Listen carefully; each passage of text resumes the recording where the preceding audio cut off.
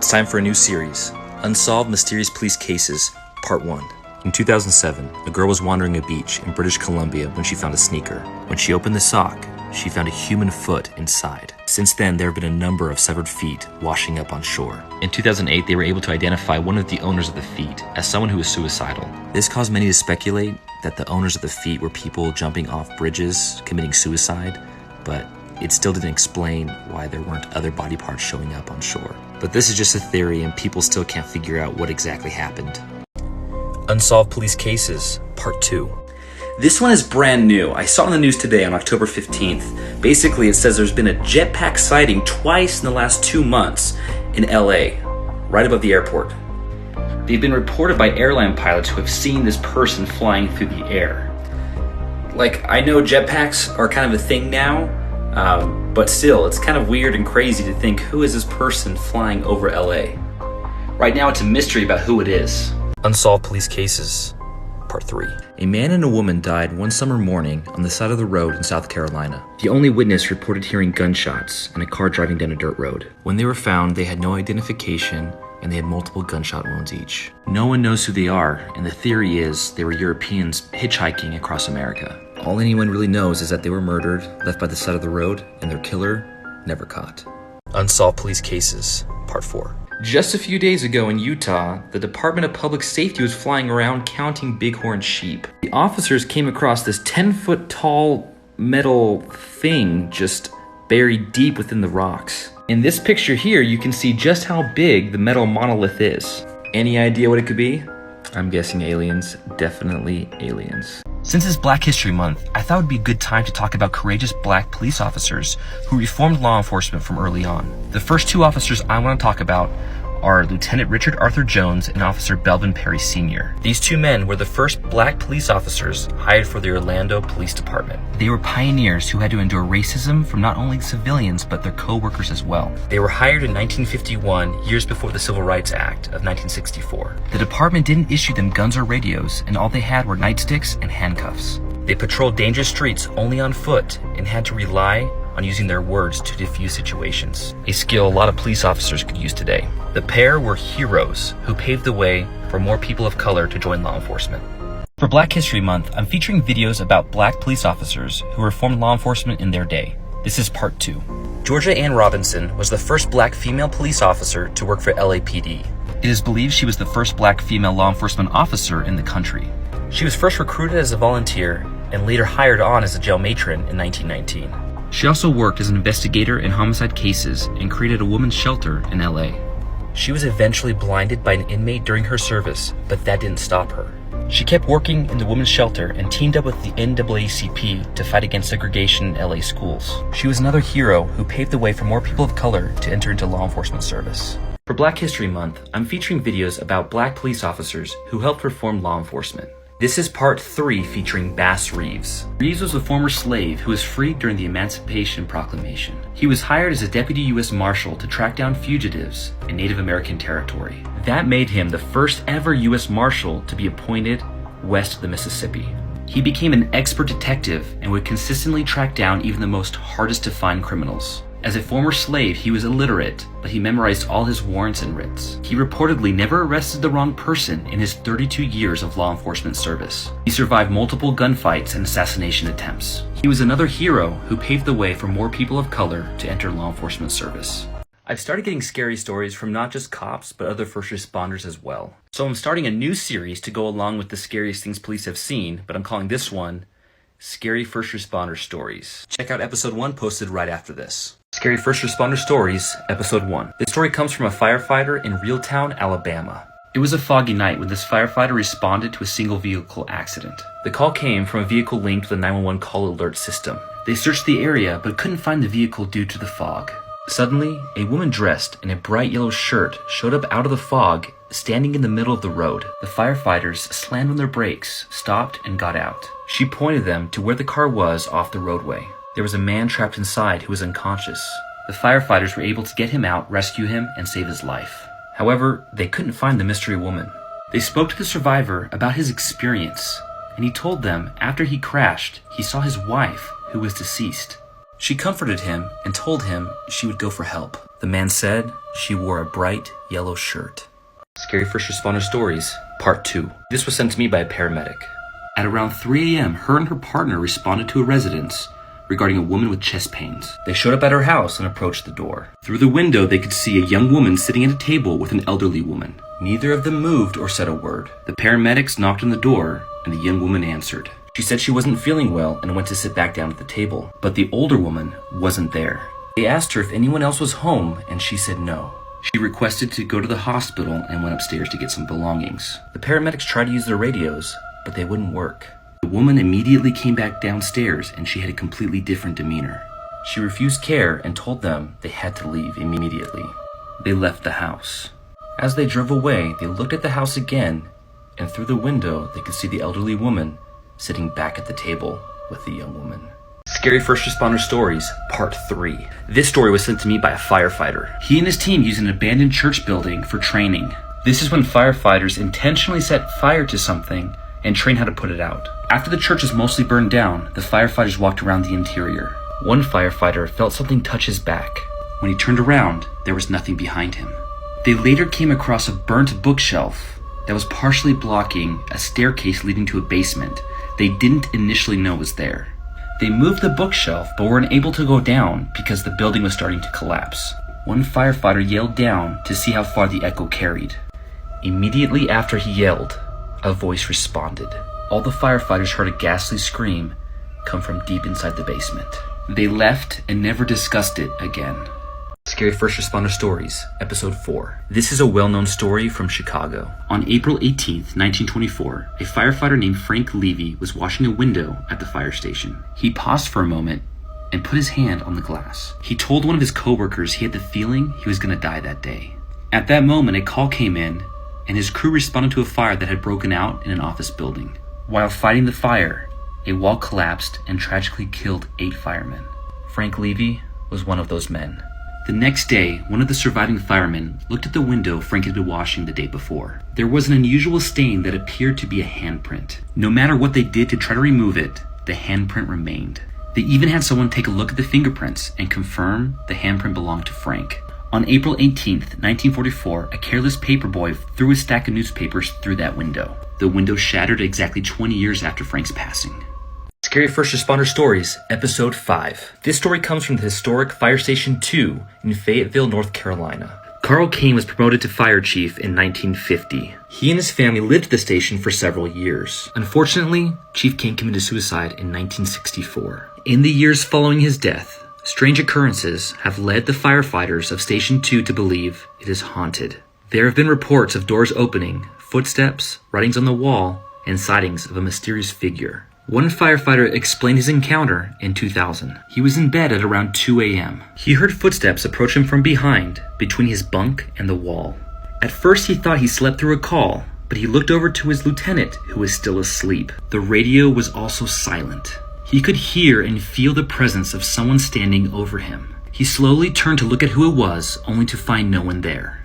Paranormal Hospital Stories. This story was sent by a hospital security officer in Northern California. One night he received a call from housekeeping staff who said they could see an elderly female patient in a hospital gown standing outside. By the time he arrived, she was gone. He went throughout the entire hospital with the description the housekeeping staff had given him. After talking to every department, no one recognized the patient. He also realized, according to the hospital records, there were no female patients in the hospital at that time. He looked at cameras and saw housekeeping looking and pointing in the direction where they said the patient was. But in the video, there was nothing there. Oddly enough, while housekeeping was looking at that area, a motion light suddenly turned on. This story will freak you out, especially if you are home alone. It was sent to me by a resident in an old house in Fishkill, New York. He was home alone one night when the rest of his family was out traveling. At about 10 p.m., he heard a loud crash come from the hallway. He checked to see what it was and saw a vase smashed on the ground. The vase was secured on a table to prevent it from falling, so it would take a lot of force to push it down. He started cleaning up the mess, and that's when something caught his eye. Down at the end of the hallway, in the shadows, he saw a dark figure about 10 to 15 feet from him. He ran out of the house and called the police. They responded immediately and checked the house, but found no one inside. He was certain someone had broken in, but all the doors and windows were locked and secured, and there was no sign of forced entry. The doors were even alarmed and never went off. The creepy part is, the house even had some indoor cameras that covered parts of the house that didn't pick up any movement. At about 1 a.m., the police officers left and he went to bed. But it wasn't over. Later on that night, he heard what sounded like someone walking outside of his bedroom. While in bed, he pulled out his phone and checked the camera app to see if he could find anything. He checked each camera, and the only thing that stood out was his German Shepherd in a bedroom downstairs. The dog was obviously upset, whining and whimpering. He went down to see what was wrong with the dog. When he got there, the dog was growling and barking like there was someone in the room. But it was completely empty except for him and the dog. He decided that was enough, and he called his cousins to spend the rest of the night with him. Good luck sleeping tonight. Paranormal Hospital Stories, Episode 1. This story was sent to me by a former ER tech in Corpus Christi, Texas. One night a few years ago at a hospital, she was walking back to her area after dropping off a patient. She saw an elderly man in a patient's gown standing by the elevator. She started asking him questions to see if he was okay and see if he was a patient on that floor. He just stared at her and didn't answer. She turned the corner and looked down the hallway to see if there was any staff nearby that could help her, but she didn't see anyone. She turned back to the elevator and the man was gone.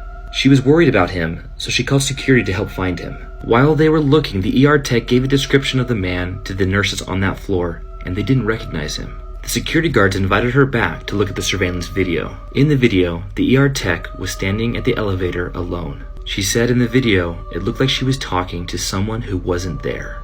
I'm at Disneyland for the week, so I thought I'd give you guys paranormal Disneyland stories. This is part 1. It's common knowledge that Walt Disney had an apartment over the fire station on Main Street. There is a light in the window that is always left on as a tribute to Walt, who died in 1966. But before the tradition of leaving the light on began, a cast member was in charge of turning the light on and off. One evening, a cast member turned off the light and left the room. When she returned, she found the light turned on again. According to the story, she heard a voice that said, "I am still here." The light is now always turned on. Paranormal Disneyland Stories, Part 3. This is one of the more popular legends, with a backstory rooted in a true incident. The Matterhorn bobsleds opened in 1959. Several former cast members have written about their experiences when working the ride. One wrote about her end-of-the-day duties when she had to walk the track to look for lost items. Every time she walked the track, she had an uneasy feeling like she was being watched. The feeling got worse toward the middle of the ride in a large cavern known as Dolly's Dip. All the lights in that area seem to always be burned out. This spot is famous for a reason. In 1984, a woman nicknamed Dolly fell from her seat and was struck by an oncoming bobsled. She sadly died from the incident. Now all unexplainable occurrences are said to be caused by her ghost. That is not the only incident, however. In 1964, a 15-year-old boy also died on the ride.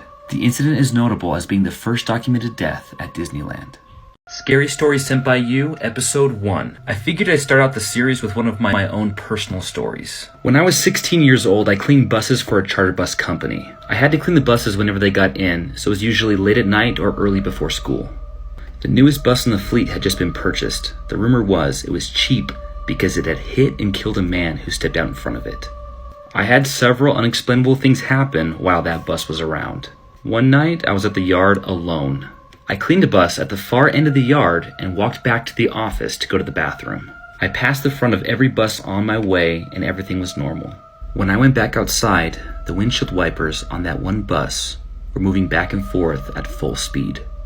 I checked the cameras and no one entered that bus. The windshield wipers just started going by themselves. Paranormal Hospital Stories, Episode 2. This story is from a nurse in Ontario, Canada. She works at a nursing home that was converted from an old hospital. Her coworker told her about a paranormal experience she had a year ago. The coworker was working one night when she heard a noise coming from the hallway. She looked up in the mirror at the nurse's station and saw a patient wearing an old hospital gown standing in the hallway. The gown wasn't like any they gave the patients currently. The coworker got up to check on the patient, and when she went around the corner, there was no one there. The sender of this story has not experienced anything like that until just a few weeks ago. One night she went to the basement to put her uniform in the laundry. This basement used to be the hospital's morgue. When she entered the tunnel portion of the basement, she heard a voice. It whispered, "Help me, please." The nurse said, "Hello?" and looked around, but she was completely alone. Paranormal Disneyland Stories, Part 4. This is more video surveillance of a possible ghost caught on camera at Disneyland. There's been multiple theories to try to debunk this. Some say it's to trigger the light, and others think it's what happens when the surveillance tape is taped over itself again. Either way, I'll let the video play out, and you let me know what you think.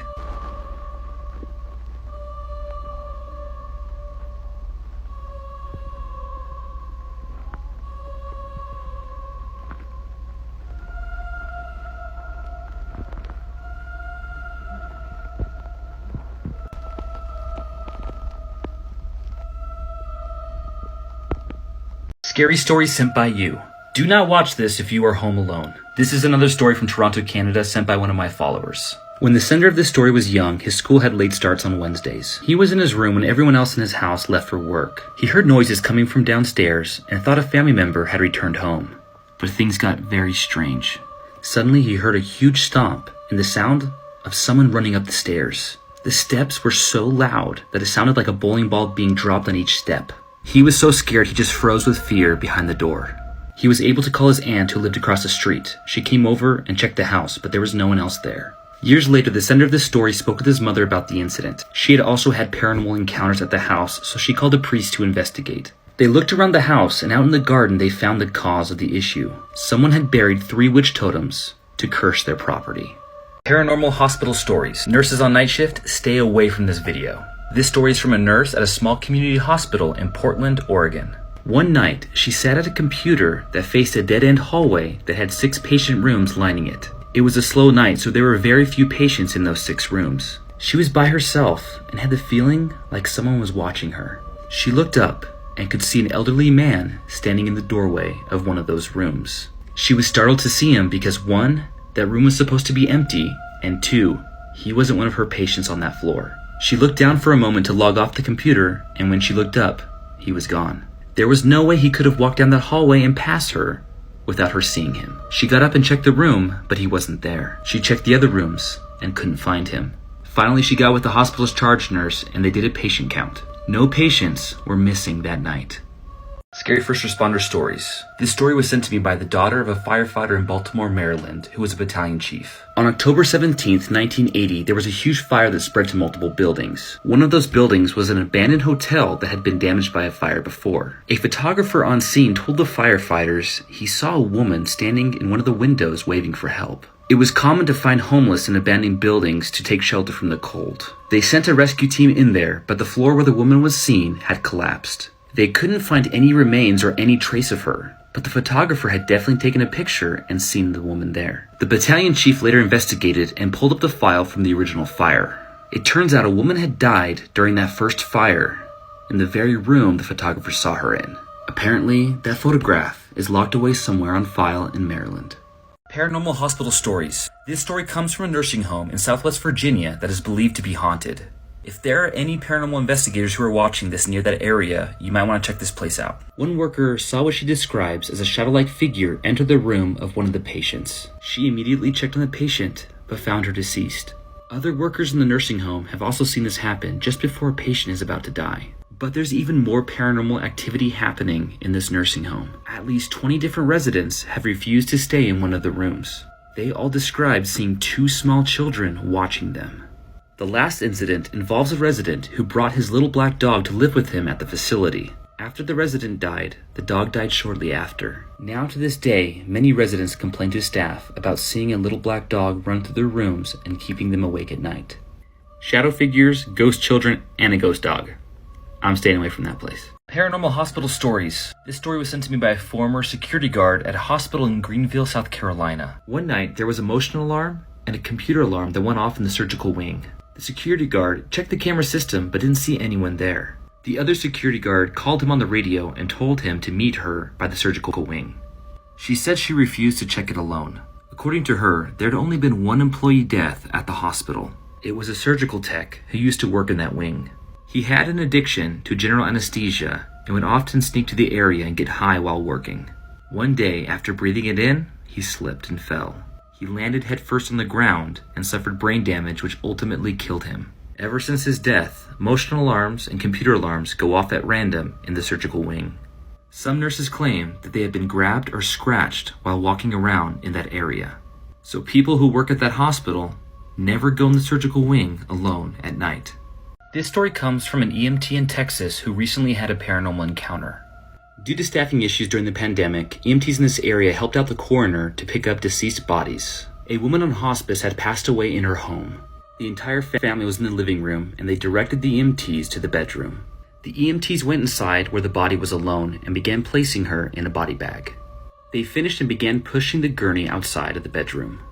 One of the EMTs glanced at the bathroom attached to the room. The door was open and the lights were off, but the EMT could clearly see the bathroom mirror. In the reflection of the mirror, the EMT could clearly see a figure standing in the bathroom. It was the same lady they had just placed in the body bag. When she looked further inside the bathroom, there was no one there. There is so much paranormal activity documented at nursing homes. A CNA at a facility in Illinois sent me a story about something that happened to her this month. At about 1:30 a.m., she walked down the hallway when she saw a resident out of his room. He was sitting in a rocking chair in the corner of the hallway. She was confused because this resident needed a walker to get around, and the walker wasn't there. She asked him what he was up to, and he just stared at her. The CNA went to his room to get his walker to take him back. When she walked inside, she found someone in his bed. It was the man she was just talking to in the rocking chair. He had passed away in his bed. When she checked in the rocking chair again, it was empty.